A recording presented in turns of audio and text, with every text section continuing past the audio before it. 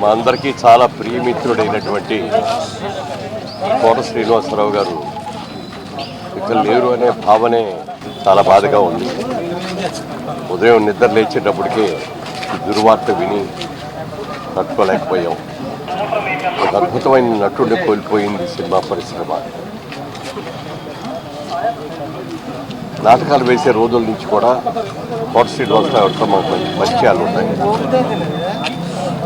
అలాగే నేను outdoor shooting Hyderabad వచ్చినప్పుడల్లా కూడా ఆయన రావటం కలవటం చాలాసార్లు కబుర్లు చెప్పుకోవటం అట్లా కూడా జరుగుతూ ఉండేది.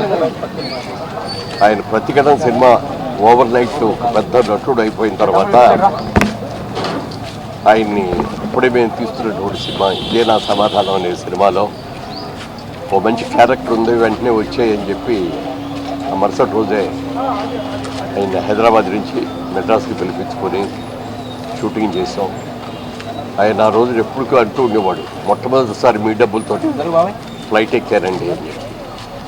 ఆ 2 రోజులు చేసిన తర్వాత ఒక మంచి అమౌంట్ అతనికి రెమ్యూనరేషన్ ఇస్తే ఇంత పెద్ద అమౌంట్ కూడా ఫస్ట్ మీ దగ్గరే తీసుకుంటానని చెప్పడం జరిగింది.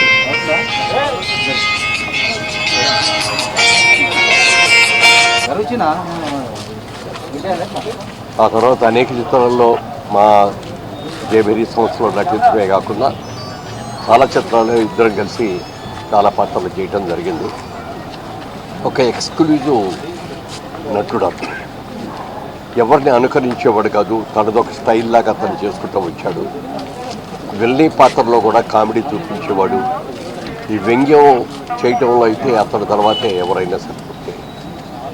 అటువంటి మంచి మిత్రుడు ఒకరోజు నా దగ్గర వచ్చి ఒక సలహా అడిగాడు. మురళీమోహన్ గారు, నేను బ్యాంకులో ఉద్యోగం చేస్తాను, మంచి పొజిషన్లో ఉన్నాను, తొందరలో బ్యాంక్ మేనేజర్ కూడా కాబోతున్నాను, మరి ఈ టైంలో ఈ సినిమాలు అన్నీ వచ్చి ఏం చేయాలో అర్థం కావట్లేదు, సినిమాల మీద కాన్సన్ట్రేషన్ చేయాలా లేకపోతే నా బ్యాంక్ ఉద్యోగం కోసం చేయాలో అర్థం కావట్లేదని మీ సలహా చెప్పండి అంటే నేను ఒకే మాట చెప్పాను.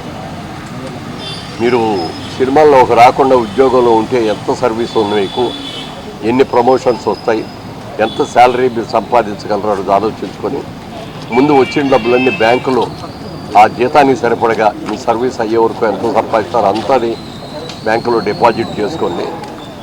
సినిమాల్లో బాగుంటే కంటిన్యూ చేయొచ్చు, బాగోపోతే కనీసం మీ ఉద్యోగం అయ్యాది పోయిందే అని అనుకోకుండా డబ్బులు ఉంటాయి అని చెప్పిన సలహాని 100కి 100 పాళ్ళు పాటించి తర్వాత ఆయనే చెప్పాడు, సార్ మీరు చెప్పిన సలహా ప్రకారం నేను బ్యాంకులో ఫిక్స్డ్ డిపాజిట్లో ఇచ్చేసానండి.